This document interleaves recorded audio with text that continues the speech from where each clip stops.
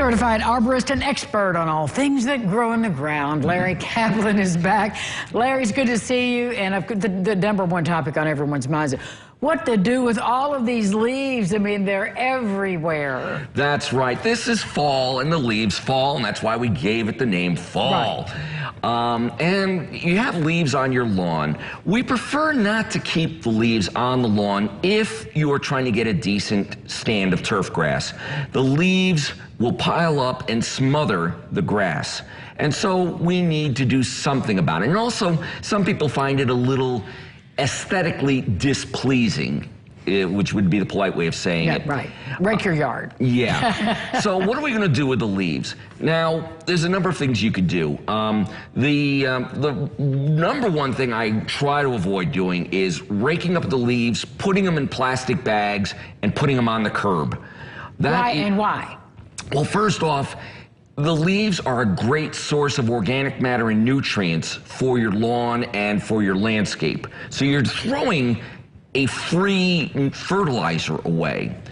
Also, look at all the plastic there. That's a lot of plastic going to the landfill. All these leaves are going into the landfill where they'll never break down. So it's just a waste. And it's a waste of space in the landfill. It's a waste of environmental resources. And it's extra work that you don't have to do. Oh, yeah, absolutely. That's a lot of work, just raking it and bagging it, and then the bag spills, and, you know. So what I do in my yard is I run my lawnmower over the leaves 2 or 3 times to shred them up.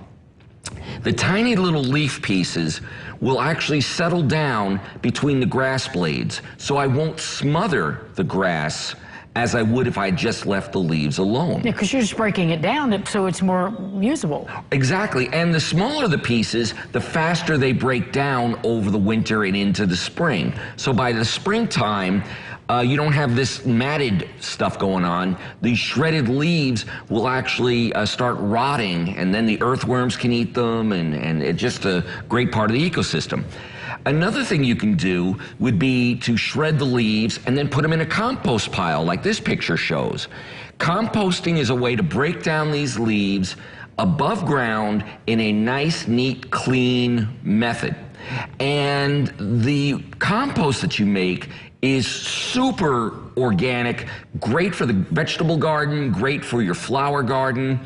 Lots of uses for it. And when and I think you mentioned this, that's leaves in there. There's no banana peels, no apple peels. You could put banana peels and apples, just no animal products, no fat, no bones. Okay. Because that'll bring smells and it'll bring varmints, rats and raccoons and stuff, and they'll destroy it trying to get to those meat scraps. So organic matter you can do. Yes, plant matter, yes. Plant matter. Another thing I do sometimes is I will, as I'm mowing, and the shredded leaves are coming out the discharge chute, I will aim them to be under the tree as opposed to all over the lawn. Aha, good thinking. Well, I mean, the tree dropped the leaves, so the tree should benefit from the leaves. Absolutely. Now, I know it's been dry, and we've got about 30 seconds in this segment. What about burn bans? Do not burn your leaves. Do not burn your brush. The entire tri-state, as I'm aware, is under burn bans between the dryness,